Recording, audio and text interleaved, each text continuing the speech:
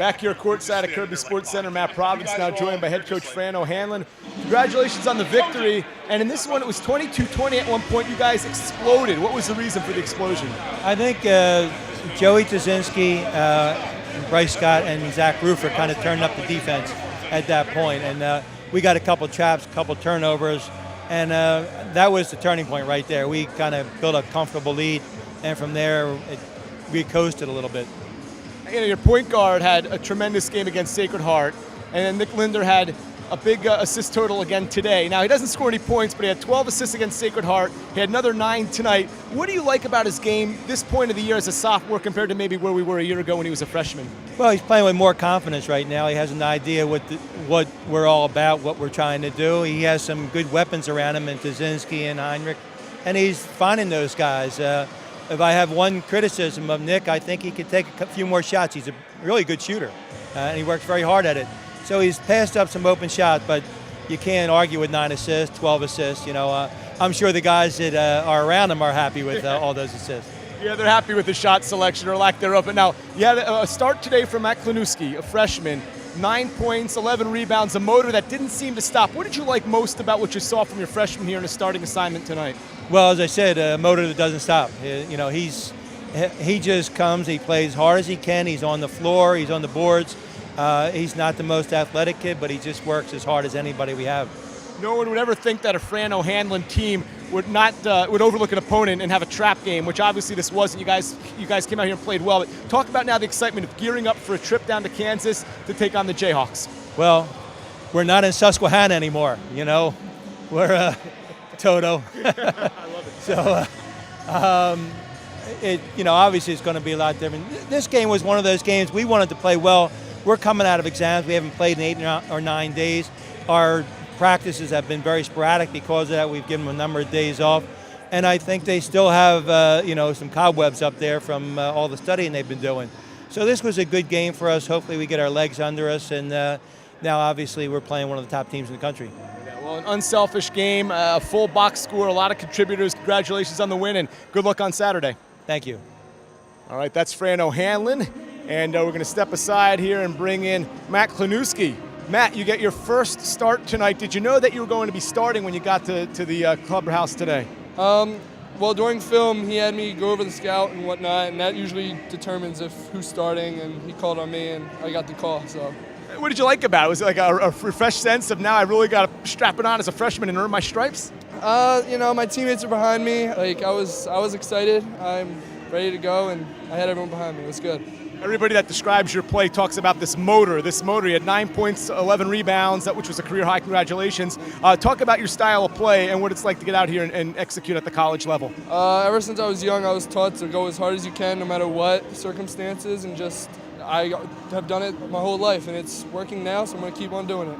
Matt, I got to ask you this. You get to play behind a guy who's a senior and a very good player, and Dan Trist. How much does practicing against Dan, watching Dan on a daily basis help your game? I'm learning every step of the way. He's teaching me little tricks of the trade, and I'm just keep learning, taking notes as I go along. Well, he might take a few notes too as well because you had a great game tonight. Keep up the great work. Good luck in Kansas, and we'll look to see you back here in Easton here next game. Thank you. Appreciate it. All right, that is Matt Linowski. A fabulous game again, as we talked about. 9 points, 11 rebounds. The 11 rebounds a career high. The 9 points, 2 away from the career high he set in scoring against Sacred Heart in their last game, which was here a week ago Monday. I'm going to step aside, send it back to Mike Joseph. We'll have a look at stats and wrap things up here from Kirby Sports Center, where tonight again Lafayette gets the victory to run its record back to 7-2.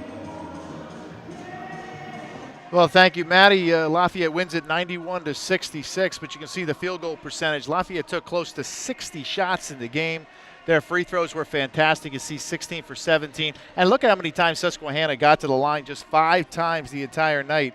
17 rebounds for Susquehanna versus 45 for Lafayette. And that's something coming in. Susquehanna was a plus 8.5 on the rebounding end. Lafayette was a minus a half. And you look at the turnovers, and a lot of those turnovers obviously came later in the game. But guys like Linder, who were fantastic at one point, had 8 assists and 0 turnovers. He ended up with 9 assists, just 1 turnover in the game, and total points. He had no points in the game, but I thought he was essential at really setting the tone for guys like Linowski inside and Trist. And obviously Bryce Scott got off to a great start, and I think Coach OHanlon is going to be very happy about that. And we have Maddie back in the booth here with us. Maddie, just going over a couple of the statistics here by Lafayette, but a complete win for them tonight. Yeah, you and I have really marveled at the fact that they have so many guys who can contribute in so many ways, and it's not just scoring. The rebounds, as we talked about, that's huge. Anytime you're plus 21.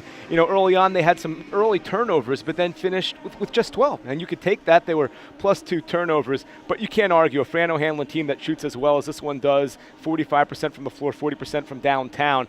You're going to win a lot of games, especially with the volume of shots they were able to get off in this game tonight. And they ended up at the free throw line 18 for 23, but at one point they were 12 for 13. And in that first half they were 90%. But you look at points in the paint, 34 to 20, and in the second half, second-hand chances, 27 to 10. Tonight they owned the glass, and when they did that, that allowed guys like Bryce Scott and Tazinski and them to get out on the break, and you saw a lot of easy finishes at the other end. What obviously guys like Lindner love, being able to have 9 consecutive assists without having a turnover. So they did it on both ends tonight, and having Dan Trist inside and the lack, I think, of an inside game from Susquehanna really hurt them. What's the key to an upset in Lawrence? Well, I think Lafayette's got to shoot the 3. Anytime, I think a team like Fran OHanlon's is, they live and die really, and I think a little bit better this year with Dan Trist being more consistent inside. But living and dying with the 3. They're going to have to shoot a good percentage. Remember, they came into this game shooting 51%. The first half, they shot 57%. I think they're going to need a little bit more of that, and then some good individual play inside from Dan Trist. Remember, I talked about some of the other big guys that are going to have to step up inside, probably Bren Freeland, Michael Hoffman. They're going to have to buy some real big minutes in a game against Kansas because Dan Trist, again, can get into foul trouble early, and you don't want that happening. All right, so that's what's up next for the Leopards, which is 3 o'clock Eastern time against number 10 Kansas, 8-1. The record, they'll play that at Allen Fieldhouse. Meanwhile, the Susquehanna Crusaders return to action on the 29th against Rutgers Camden. They had 9 men score for them, led by Headley, as Brandon Headley scored 19 for the Crusaders. Mike, it's been a pleasure. Normally we talk football and gridiron, but this was good.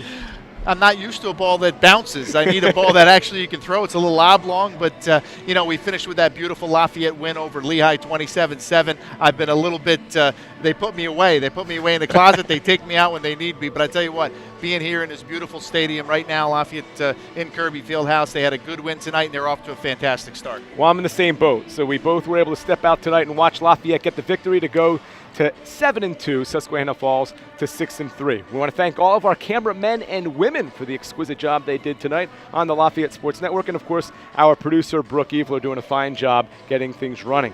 For Mike Joseph, I'm Matt Province saying so long and farewell. A final time from Kirby Sports Center here in Easton, Pennsylvania. Lafayette gets the victory, 91-66 over Susquehanna. Now continue to have a terrific Tuesday and a wonderful Wednesday, everybody.